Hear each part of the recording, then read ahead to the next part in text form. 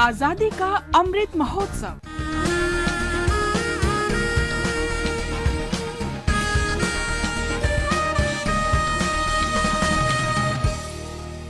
आजादी का सफर आकाशवाणी के संग। भारत का शानदार स्वाधीनता संघर्ष आधुनिक विश्व के महानतम संघर्षों में से एक है।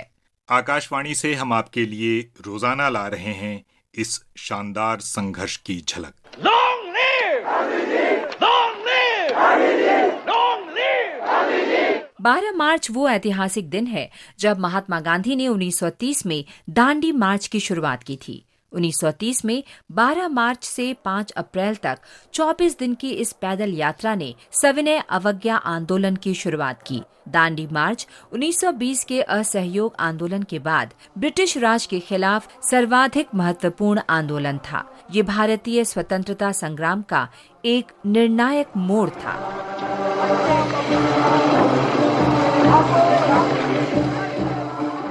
दांडी मार्च की पूर्व संध्या पर अहमदाबाद में बहुत ही उत्साह और जोश था। लोगों की भारी भीड़ साबरमती आश्रम के पास एकत्र थी और लोग पूरी रात वहां रुके रहे। गांधी जी ने 78 लोगों का समूह बनाया। पूरे भारत के लोगों का इस समूह में प्रतिनिधित्व था। गुजरात से 31, महाराष्ट्र से 13 और संयुक्त प्रांत केरल, पंजाब और सिंध तथा तमिलनाडु, आंध्र प्रदेश, कर्नाटक, बंगाल, बिहार और उड़ीसा से एक प्रतिनिधि शामिल हुए। ये विविधता सामाजिक और भौगोलिक दोनों रूप से थी। दांडी मार्च सुबह 6:30 बजे शुरू हो गया। बड़ी संख्या में लोग फूलों और शुभकामनाओं के साथ मार्च पर जाने वालों का उत्साह बढ़ा रहे थे। रास्ते में यह मार्च अनेक गांवों में रुका जहां गांधी जी ने जन समुदाय को संबोधित किया। गांधी जी 5 अप्रैल को दांडी गांव पहुंचे। अगले दिन 6 अप्रैल को वे समुद्र की ओर बढ़े, जहां से उन्होंने एक छोटे गड्ढे में पड़े प्राकृतिक नमक को उठाया। Man needs salt as he needs air and water. This salt comes from the Indian Ocean. Let every Indian claim it as his right. नमक उठाते ही गांधी जी ने कहा, इसके साथ मैं ब्रिटिश साम्राज्य की नींव हिला रहा हूँ। मेरी सलाह है कि लोग हर जगह नमक का उत्पादन करें और गांववासियों से ऐसा ही करने को कहें।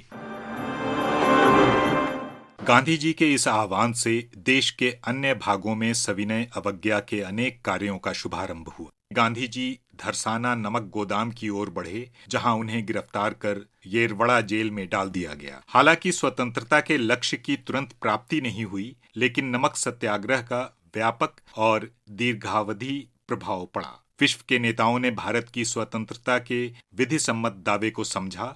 यहाँ तक कि ब्रिटिश राज को भी समझ में आ गया कि भारत पर नियंत्रण अब पूरी तरह भारतवासियों की सहमति पर ही निर्भर है। आज के दिन हम महाराष्ट्र के पहले मुख्यमंत्री यशवंतराव चव्हाण का भी स्मरण करते हैं। कॉलेज के दिनों में यशवंतराव अनेक सामाजिक गतिविधियों में सक्रिय रहे। वे जवाहरलाल नेहरू, सरदार पटेल और केशव राव जेधे जैसे नेताओं से निकट से जुड़े थे। वे 1942 में इंडियन नेशनल कांग्रेस के बॉम्बे अधिवेशन में शामिल प्रतिनिधियों में से एक थे, जिसमें भारत छोड़ो आंदोलन का आह्वान किया गया था। उन्हें भारत छोड़ो आंदोलन में भाग लेने के आरोप में 2 वर्ष तक जेल की सजा सुनाई गई। 1944 में उन्हें रिहा किया गया।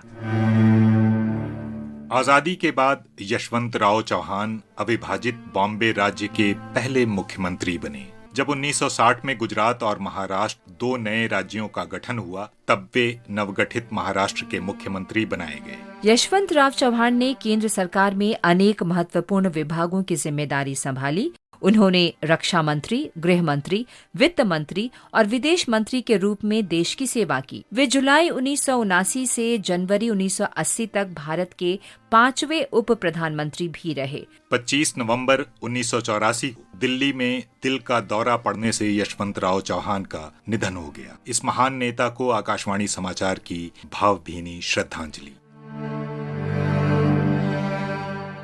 आज बस इतना ही। आजादी का सफर आकाशवाणी के संग। कल फिर मिलेंगे नई कड़ी के साथ।